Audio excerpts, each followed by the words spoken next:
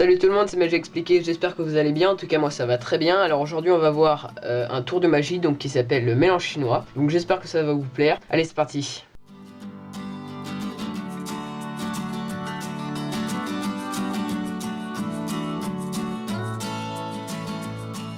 Alors avant de commencer, laissez-moi vous présenter quelques mélanges. Donc on a le mélange français comme ceci, voilà.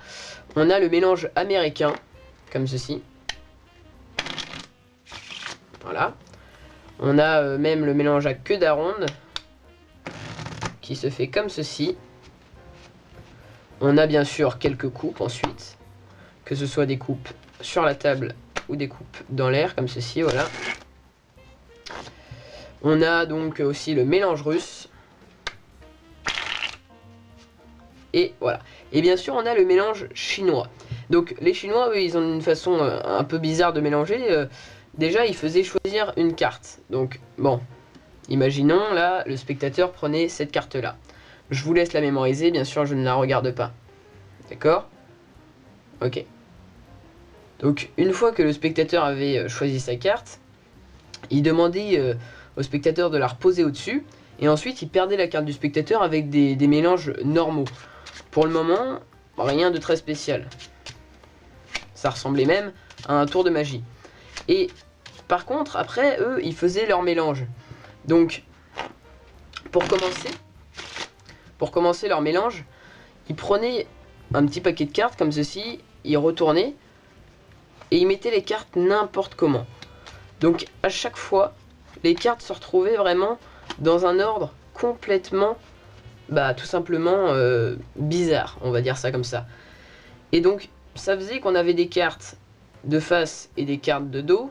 On avait des cartes de dos et des cartes de face. On avait des cartes de dos, on avait des cartes de face. Si on cherche bien, on avait même, donc seulement si on cherche bien, hein, voilà, on avait même des cartes de dos et des cartes de dos.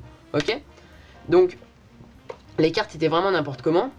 Et pourtant, en un claquement de doigts, toutes les cartes revenaient dans le même ordre, à part une et une seule carte, qui n'était autre que le 3 de trèfle.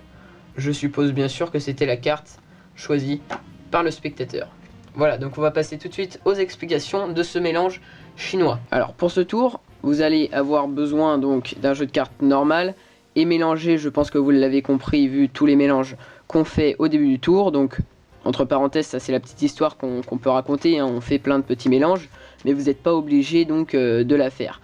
Donc vous faites rapidement des mélanges américains, des mélanges français, des coupes, des mélanges russes si vous savez faire tous ces mélanges. Mais sinon, c'est pas grave, vous commencez directement avec le tour de magie. Donc, vous faites choisir une carte au spectateur, comme ceci, voilà. Le spectateur la mémorise. Comme c'est les explications, on va regarder la carte, mais normalement, bien sûr, vous ne la connaissez pas. Donc là, c'est le 7 de carreau. Le spectateur repose le 7 de carreau en première position, et vous allez la perdre à l'intérieur du jeu. Ça, c'est bien sûr ce qu'on dit au spectateur. Mais en vrai, on va passer le 7 de carreau en dessous du jeu.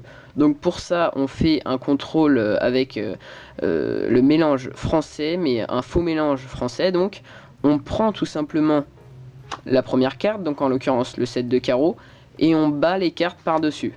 Bon, déjà là, du coup, le 7 de carreau est passé en dernière position. Comme ceci. Ensuite, on prend un petit paquet. Et tout en même temps, avec le majeur, l'annulaire et l'auriculaire, on prend, vous voyez, comme ceci, le 7 de carreau. Et ensuite, on rebat par-dessus. Alors, au passage, j'ai déjà fait une vidéo sur le faux mélange français, puisqu'il y a plusieurs façons de contrôler des cartes avec ce faux mélange. Donc, le lien de la vidéo sera dans la description. D'ailleurs, comme le lien de tous les mélanges qu'on peut faire avec la petite histoire du début. Tout ça, ce sera dans la description de la vidéo. Voilà, donc ensuite, vous pouvez continuer à mélanger avec la technique que je viens de vous dire. Voilà, on prend le 7 de carreau tout en prenant un petit paquet de cartes et ensuite on bat par-dessus. Voilà. Une fois qu'on a fait ça, on va tout simplement faire ce qu'on va appeler le mélange chinois. Donc, on va prendre un petit paquet de cartes, comme ceci, et on va retourner ce petit paquet. Voilà, et on pose en fait le jeu qu'on vient de retourner, comme ceci, sur la première carte. Et ensuite, on retourne encore le petit paquet de cartes qu'on vient de prendre. Voilà, donc on continue de prendre un petit paquet de cartes et on le retourne. Voilà. Ensuite on continue et on retourne encore une fois. On continue et on retourne encore une fois. Voilà. Donc il faut faire ça de manière à ce que les cartes partent un peu n'importe comment, mais vous savez toujours vraiment en fait ce qui est en train de se passer. Donc, et une fois arrivé à la dernière carte, donc la carte du spectateur, eh bien au lieu de retourner et de la poser comme ceci, on va tout simplement la passer en première position. Voilà, on passe la carte du spectateur en première position. Et donc ça fait que le spectateur a l'impression qu'on a un jeu qui est en fait mis n'importe comment. Mais en réalité, on a tout simplement la première carte, donc la carte du spectateur, et ensuite on a des cartes tournées dans ce sens-là, et juste après on a tout simplement des cartes tournées dans ce sens-là. Voilà.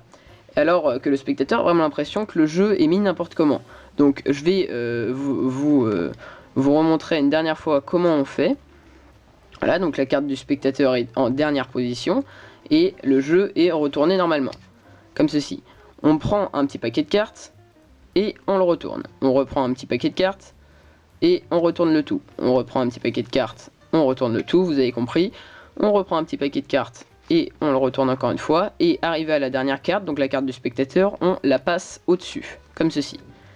Et donc pour en fait tout simplement renforcer l'idée qu'a le spectateur, donc le spectateur croit que le jeu est mis n'importe comment, pour renforcer cette idée-là, on va donc déjà il y a une séparation qui se fait automatiquement. C'est là tout simplement où il y a les cartes qui sont mises comme ça et les cartes qui sont mises comme ça. D'accord? Donc ça c'est une séparation qui se fait automatiquement. Vous devez l'avoir normalement. Et bien on va prendre les cartes au-dessus de cette séparation et on va montrer au spectateur qu'il y a des cartes de retournées et des cartes de dos.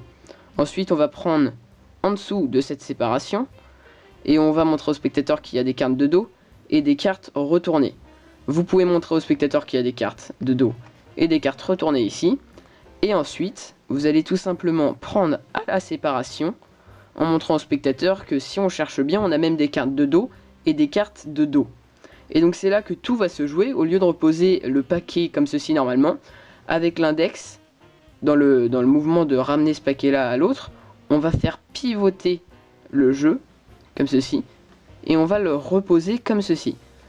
Ce qui fait que, bon, pour le spectateur, le jeu est toujours mis n'importe comment et il n'a absolument pas bougé.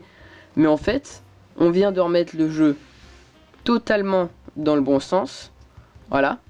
À part une et une seule carte, la carte du spectateur qu'on avait passée en première position. Vous voyez, le jeu est revenu totalement dans le bon sens. Et la carte du spectateur est retournée à l'intérieur. Et donc là, normalement, votre spectateur est très impressionné. Voilà, donc c'est la fin de cette vidéo. En espérant qu'elle vous aura plu, vous pouvez toujours laisser un j'aime et un commentaire pour me dire ce que vous en avez pensé. Ça me fait super plaisir. Et donc moi, je vous dis à la prochaine pour de prochaines vidéos. Allez, salut!